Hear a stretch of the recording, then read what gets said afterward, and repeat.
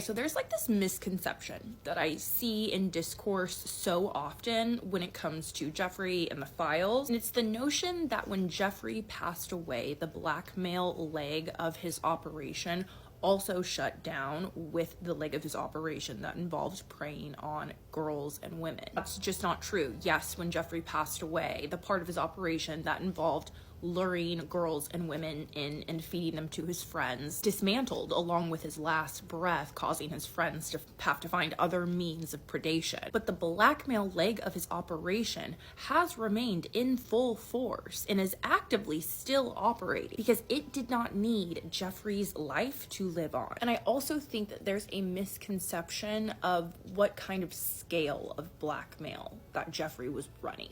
Because remember, way before he was even working for Les Wexner, he was working as a self-admitted intelligence operative throughout the globe who only pledged loyalty to himself. Very similar to Robert Maxwell, who acted as a triple agent throughout his career, but at the end of the day was really only loyal to himself and his pockets, and that probably had something to do with his mysterious passing. The information in those files is actively being used as a tool of blackmail, not just against the President of the United States, but many powerful figures all across the globe.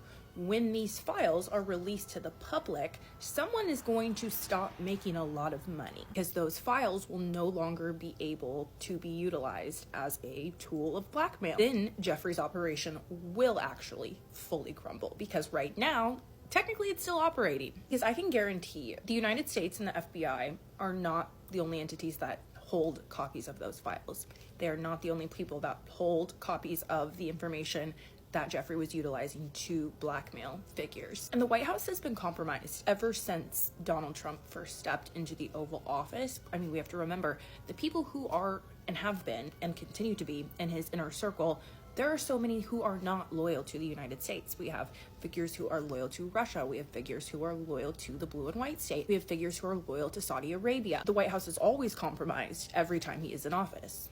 That's just how it is. Like, aside from that, there's also stories like the former police officer who worked in Palm Beach, Florida during Jeffrey's first investigation and arrest, who fled to Russia after the FBI raided his home in Florida in 2016 when Pam Bondi was the Attorney General of Florida. He publicly admitted that he had copies of the full investigation file from Jeffrey's initial investigation and case in Palm Beach, Florida. He has also shared publicly on many occasions that he acquired these copies from a close friend who was a detective at Palm Beach PD during the investigation. After his home was raided by the FBI, he has been one of the few Americans to receive asylum in Russia. He shared that he gave 5 copies of these files to multiple different people on multiple different continents who were all instructed to not release these files unless something were to happen to him. Aside from that, we also have to remember the folks who are managing Jeffrey's estate now that he's no longer alive are not exactly the most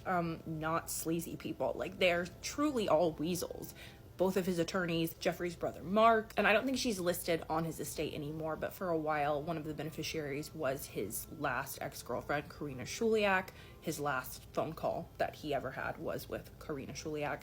He lied to the prison and said he was calling his mother, but he was actually calling Karina. His mother was not even alive. I don't even know what's wrong with him. Like, I truly do not believe any of those people would walk away from the amount of money that Jeffrey was receiving via blackmail just because Jeffrey passed away. Like, Jeffrey's estate continues to increase in value to this day. Like, it continues, and it's not just because of Peter Thiel's investments. It's a lot of it, but its value continues to grow. And I'm just saying, the blackmail operation is alive and well. Jeffrey's just not here to profit off of it, but other people certainly still are. And the second those files are released, there are people who will lose the ability to profit off of these files. There are people who will lose the ability to leverage these files. And there are people out there who will truly just lose their dignity because of these files. And honestly, when the majority of these perpetrators are men, what could be worse for men like this to lose?